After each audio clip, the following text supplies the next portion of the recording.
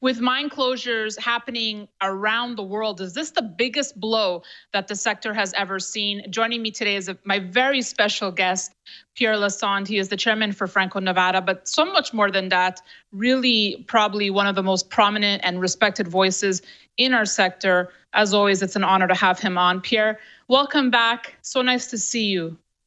Thank you very much, Daniela. It's always a pleasure to come on your show. Thank you. Well, I'm sure a lot of our viewers will appreciate getting your thoughts, Pierre, on what's really impacting the mining industry here. I mean, who would have ever foreseen the day where we're going to have mine closures around the world? How are you handling this? The mine closures are more than likely, they are very temporary. They're going to go from 2 weeks to a month.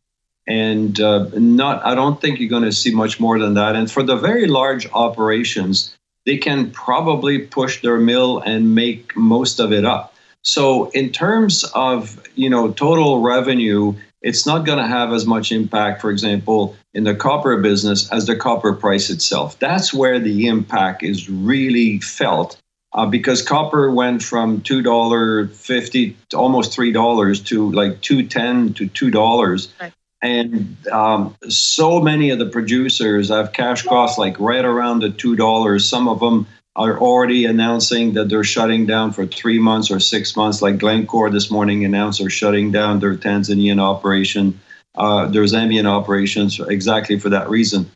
That's where the impact is, I think, the biggest, Daniela. Interesting. So more so on the base metals than the precious metals? Absolutely. On the precious metal, the price has never been better for the miners. I believe that the second quarter reports by most of the gold miners will be blowout quarters. They're going to really show what this industry can do with $1,600 prices. And the consequences of the shutdown for the larger mines, they're very likely to be able to make it up over the next 9 months. That you can just push the mill a little harder and you've got the equipment to do that. Where the producers are not going to be able to make it up are the ones who are underground miners that don't have the stockpile in front of them.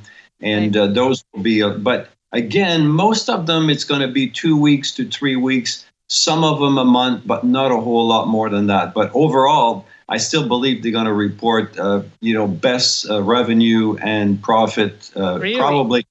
Oh, yeah. Yeah. Okay. And also, don't forget, 25% of the costs of mining is related to energy. And with oil at $25 a barrel, it's like you just got a 10% cut in your operating cost. Right. So if you were a $600 operating cost, now you're $540. Absolutely, Pierre. But what about mine financing? We basically saw it fall away in March and April, specifically in North America. So what are you seeing on the financing front, and what does this mean for, even if the Newmonts and the Barricks are in good shape, what does this mean for the mid-tiers and the juniors? Well, what we've seen, for example, in the last 2 weeks, we have seen two mergers. One between Argonaut and Alio, which are like mid-size, companies. And then we've seen Endeavor taking over what's the other company in West Africa, Semafo. So what you're seeing is that the gold business is doing well. It's thriving. The mergers are alive and well. We're going to see, I believe, a lot more of it over the next 6 months. And but on the finance, and interestingly enough, on the Endeavor Semafo, the main shareholders of Endeavor came in with $100 million financing. Last week, we saw, for example, Orla came in with a $75 million financing, and the major shareholders, including Newmont and Agnico Eagle, and in that case, myself, we all put up our pro rata and did a $75 million financing for Orla. So in very specific cases, the financing is available. But for the vast majority of a small, medium-sized company, there's no financing available. The market is still not there. Not there. What's it going to No. take to get the market back? Well, obviously, we need all this to pass. Well, I think that you're going to need to have probably, I thought that at $1,600 gold, to be very honest, that you would appeal to, people's greed kind of thing, and you have risk on again, that people would come and risk capital would be available. It's not there yet. I think that but when you look at the gold ETF, for example, we've seen over 300 tons of gold being purchased in the GLD this year alone. So there's a lot of money going into the gold bullion. I think we're starting to see money going into the gold funds. It's a trickle at this point, but my sense is that sometime between now and September, the fall, I would say, we're going to see a lot more money coming in, and that's when the financing will start to be available for juniors. Right. And on the gold front, the demand, I see the coin sales, it's through the roof. You can't even get, gold and silver coins right now from a lot of bullion dealers without paying an extreme premium. And we just wrapped the first quarter, and gold was still one of the best performing assets. But the gold miners are lagging greatly behind physical gold. When does the catch up happen? Well, I think the answer to that is when you see money starting to flow into the gold funds. That will be the first sign that the risk-on approach is back on. And as I said just a minute ago, we're seeing a trickle. We are seeing the gold funds getting money, getting inflows, but it is not anywhere near the kind of inflows that we used to see between 2010, 11, for example, when the money was just coming in like a flood.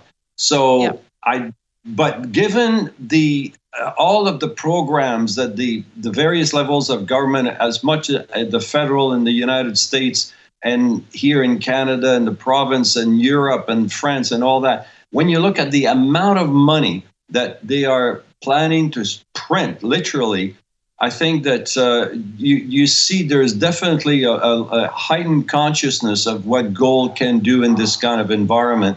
And between now and the fall, I think you're gonna see larger inflow in the funds, and that's when the funds, they can buy so much, Agnico Eagle and Newmont, but at some point you got to start to buy the medium size and the lower and the juniors, and that's when you start to see these inflow coming in. No, makes sense. And Pierre, you've been on our show before making the case for, $20,000 gold, not in a given year, but over a certain time frame. Given what's now happened in our world, given the economic conditions, given quantitative easing to infinity right now, have your time frames changed? Well, I'm still looking at 2 to 5 years for the peak in the Dow Gold ratio. And that's sort of my mantra. As you know, I've talked about the Dow Gold ratio for as long as probably you've known me. I actually sort of created the ratio while I was writing my Franco Nevada annual report in 1999. That's when it first appeared. And the point that I made was that at the peak of the credit bubble and everything else, the Dow Gold ratio goes down to 1 to 1. And in 1980, the Dow was $800, and gold was $800. That was end of January 1980, and the same in 1934. And so today we're at about 17 to 1, coming down from 22 to 1 just even a few months ago. I was going to say it's the lowest level. It's now at the lowest level since 2016, the Dow Gold ratio. Well, that's correct. The ratio peaked in 2011 at about 7 to 1, and then it backed up all the way to 22 to 1. And we saw the same thing back in the 1970s. We saw the same backing up, if you want, like the Dow Gold ratio went all the way down to 6 to 1. It backed up to about 12. And then in 1976, and then from there it went on to 1 to 1 over a 4-year period. So when I look at where we are today, the money creation, it will take time to get into people's hands. I look at supply chain disruption. I think we're looking at a 2 to 5 year period. And I do believe that we will see, if it's not 1-to-1, it will be very close to 1-to-1. I just don't know whether the Dow will still be 23,000 or it will be 16,000. And even if it's 2-to-1, all I'm trying to point out here is that the gold price will be materially higher than what it is today. So would you would be accumulating gold at these prices here, Pierre? It's still a buy for you? 100%. I mean, why do you think, for example, I just put, like another 8 million into Orla, and then I'm buying other, companies. I think that we are in the early stage. Even though the gold bullion itself has been in a bull market since January 2016. Right. So you say, okay, we're already 4 years in a bull market, but the gold price has went from $1,050 to $1,600. If you think it's going to go to 5,000 or 10,000, it's the equities have such a long way to go to catch up. They're going to be multiples of where they are today. So 100%, yes. Yeah, Pierre, would you be looking at, outside of the metals, would you be buying the U.S. equities that are just, down in the dumps right now, like aviation stocks or cruise lines? Would you be looking at that?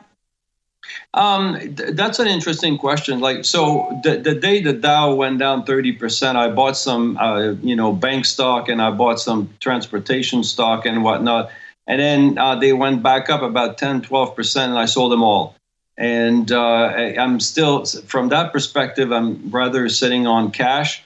I don't think that all the bad news is out yet. I think that you're going to see tens of thousands of bankruptcy in the small, medium enterprise. I think you're going to see some very large bankruptcies, not only in the oil business, in the oil patch, but in the transportation industry. The government can't save everybody and everyone. And I don't think that that's been recognized yet. People are still of the belief that this is just a bad dream and it's going to go away in a couple of months and then life will go back to normal. I don't think so. I think that we're destroying too much of the fabric of a country when you're destroying the small, the mom and pop and that are going to go bankrupt because, all of a sudden the customers vanish for 2 months and they live hand to mouth. And that's going to take time to come back. So my sense is that it's too early to really get back in there. But, what do I know? And that's a really good point, Pierre. Who knows if life will ever go back to normal of what we have, how we knew it, right? Businesses have been forced to revolutionize overnight, basically. Events like these always precipitate changes that become permanent. And so we look at video technology today, and you can see how much it has in a space of a few weeks. You just look at schooling, here in Canada anyway. My daughter's school, the university, which I sit on the board, we just went online with literally hundreds and hundreds of courses. The kids take on to it like fish to water. And so then you have to question yourself, why do you need all this infrastructure? Can you do more?